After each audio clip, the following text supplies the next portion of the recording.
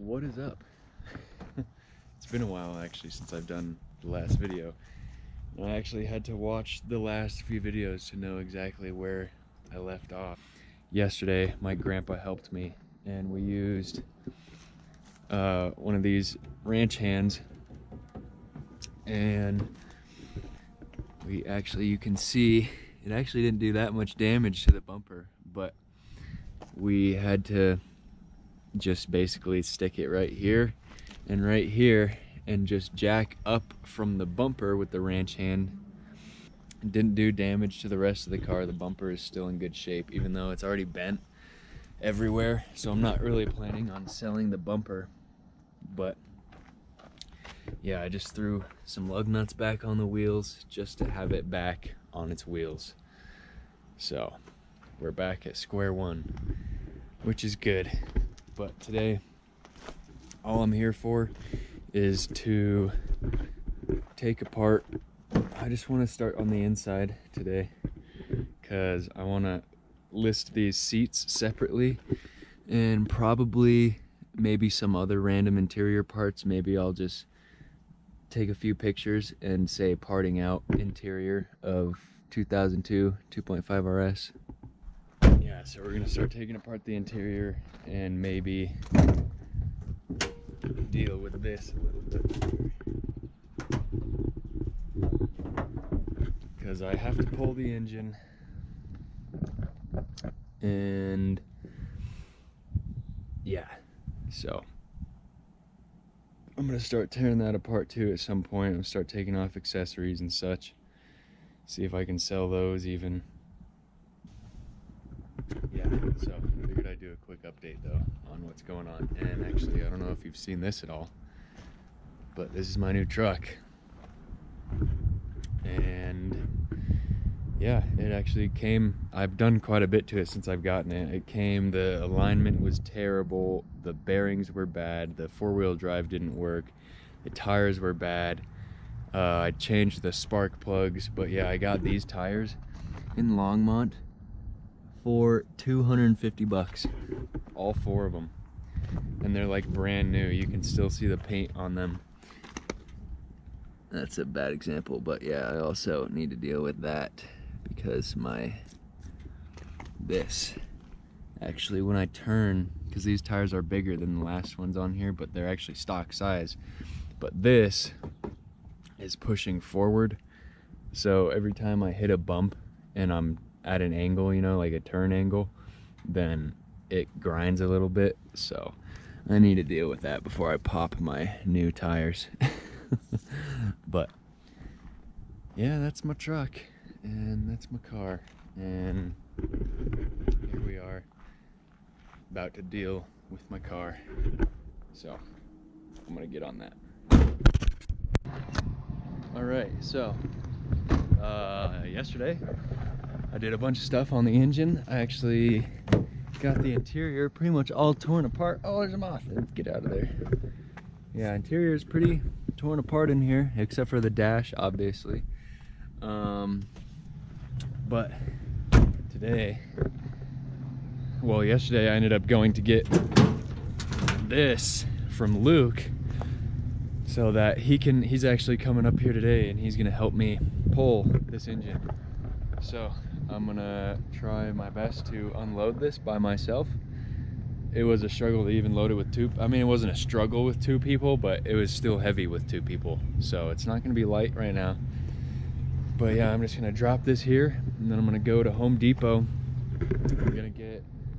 I'm gonna buy a full sheet of plywood and have them cut probably a 12-inch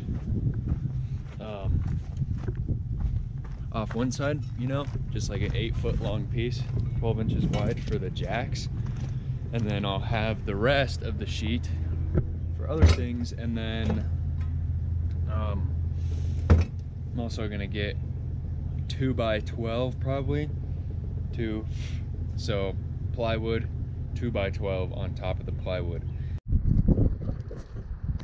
All right, I'm here and it's windy, so I look like a madman, but we have everything set up actually.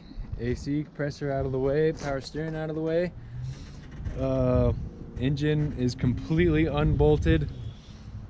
That coolant hose down there we struggled with, and I actually had to cut it off because it was being a pain and I was sick of it. So cut that coolant hose down there, got all the coolant out, put it in some containers, and yeah, we're ready to pull. So we're gonna yank it, and then I'll clean this out a little bit so we can, I mean, luckily the engine is light enough. Once we get it out, Luke and I can kind of manhandle it, but clear this out enough, put that tire in there, throw it in there, and then take it to my new storage unit that I got this morning. So yeah, I'll bring it in my storage unit when we go there. So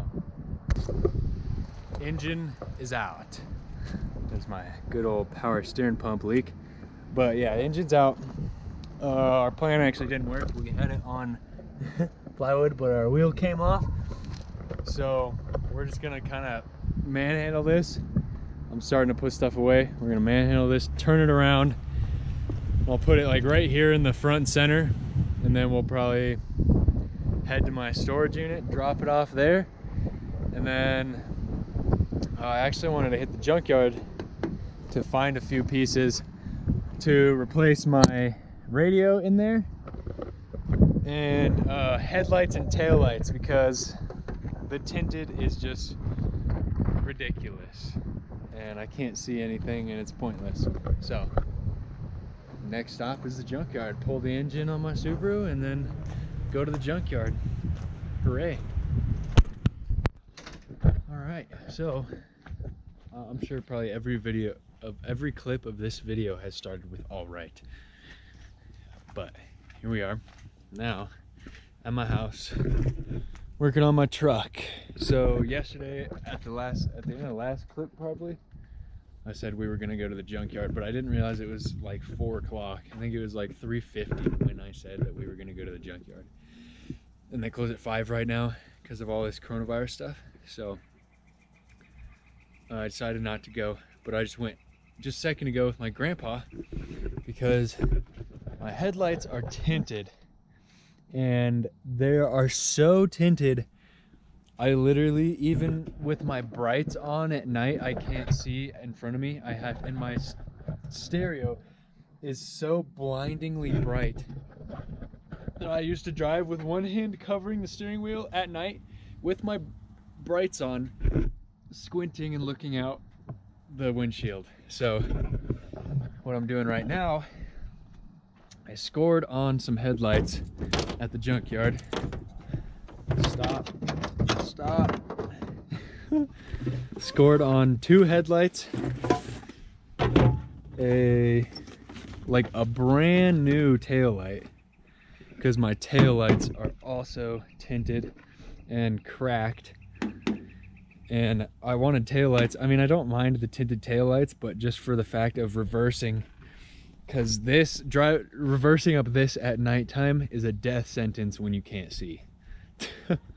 So yeah, I got like basically a brand new taillight, and then I got a side marker for the front.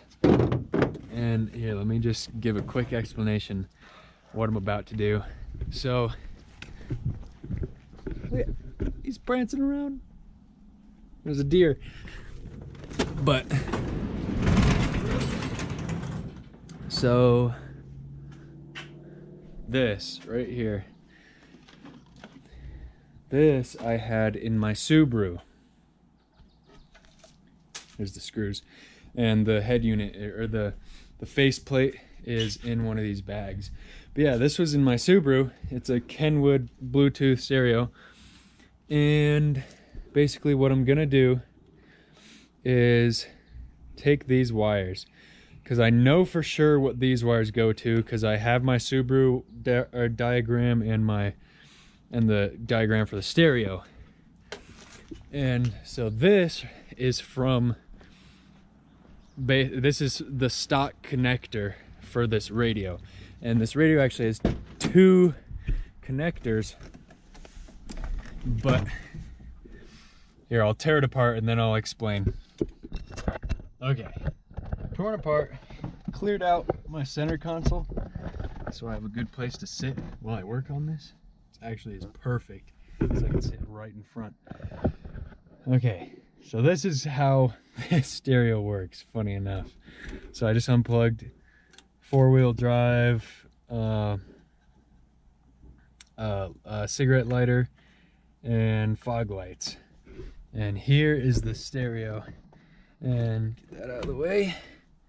So this isn't even bolted in. Granted, this was another person. I didn't do this. I made it better than the other person had it. And it just sits in there on top of a bracket. And this is why I'm restarting. Because this is the nightmare that whoever did this before me created. So that's why it's currently like 1:30. And it's gonna rain probably soon. So this is the rest of my day right here. But yeah, this is a nightmare. I have to find the wiring diagram for the truck. And that's why I got this pigtail connector. Because at least these wires will all be the same color. So I can separate these wires for this connector. And I know that those will work. But ironically, looking at this, looks like I got the connector that I already have. Which hasn't been changed. So yeah, but I'm gonna have to start pulling this apart to discover what I even need to do. So yeah, at the end of today, I'm gonna have a new stereo for sure, and it's gonna be so much better. That's my motivation for this. I'm trying not to think of the process it takes to get there. I'm just trying to think of the end result, because the end result will be awesome. The process is not gonna be fun. But yeah, I'm gonna show my grandpa this so he can see. And yeah, the main thing I want to do is find the constant power source, because this radio currently, when I turn off the truck, every time it completely resets, and every time I start it up I have to restart it, or like, you know, I have to, it starts off on flat and I have to press it a bunch of times until it gets to rock or classic or something so that I can actually hear bass, you know. And yeah, and this thing's just a pain in the booty. So this is gonna be very nice, but I'll show you. I'm sure I'll just show you the end result unless I encounter something drastically terrible. That's gonna take a lot of time. But yeah, I'll throw on some headlights. I'm gonna put on one taillight, and yeah, we'll see what we can get done. So I'll show you the end result. Just super quick update. I just spent probably half hour, 45 minutes. Actually, I have ShopKey Pro from school. So I went to ShopKey Pro and found the wiring diagram for this radio harness. And I took a picture of it, wrote it all down, and then I Googled, because this is actually from Crutchfield, how they have that little like jumper harness. So this is stock for a Subaru. So I'm actually just gonna cut it right here, and I'm going to solder these to this. So there's a straight up connection for the stereo for everything. So the stereo will just come right out. But how I labeled all this and how I'm gonna do it, I got my truck wires, colors, everything right here. And then I got connector, which is the jumper harness. And that I have all of the wire colors and what they're for also. So I just matched everything. Voila. Tried to make it as pretty as possible. It's definitely prettier than this. Didn't end up soldering because it was just quicker, and honestly, how much do I care? As long as the connection is good, that's all I care about. And I actually had a little, it was weird, they actually took speaker wires and hooked it up to the subwoofer wires, and both of the left-right speaker wires weren't even connected. But it didn't sound like I didn't have a rear right speaker, you know. So I don't don't know if they managed to jerry-rig it or something, but I just went with the stock wiring, hoping that it's not butchered, you know. But yeah, everything's done. I'm gonna put everything back together and fit that radio in here. I'm gonna have to sand the centerpiece a little bit so that fits in there good. But yeah, other than that, that's really all it took. What time is it now? It's 4:48. So what, it took me hour and a half, almost 2 hours total doing that and this. So hell yeah, I'm gonna plug it in and test it out, and I'll give you a little update on how that goes. Okay, so it's actually the next morning now. Last night, well, here, I'll show you what I ended up doing. Because I got taillights and headlights from the junkyard, or one tail light, I should say, and then 2 headlights and 1 side marker, or corner light rather. So I'm almost back to my stock headlights so I can see at night. But what happened last night is I finished this all up and I plugged it in, and nothing happened at all. Didn't get any signal to the stereo whatsoever. So what I'm gonna do real quick is, the ground I chose actually goes to the left fender, which is damaged. So there's a possibility that the ground is loose or something. So I'm gonna try and find the ground real quick, and if I can find it, hopefully that fixes it. But if not, then I'm just gonna extend that wire that comes out of the radio, the ground wire, and just like self-tap into the crash bar or the firewall or something, you know. I'll just self-tap into something, so if I have any more problems, I'll know for sure that it's not a ground. But yeah, that's why, it's the next morning. Hooray, it's gonna work. It's gonna work. Alright, at this point, this video is probably like 4 different days, but yesterday, I actually came back out here in the morning. I just said morning to my GoPro, and it thought I said stop recording. But I came out here yesterday morning and actually got this to work. So my problem was my fuses, because my ground was okay. I made sure my ground was good. I had constant power, everything was good, checked everything with my multimeter, nothing made sense.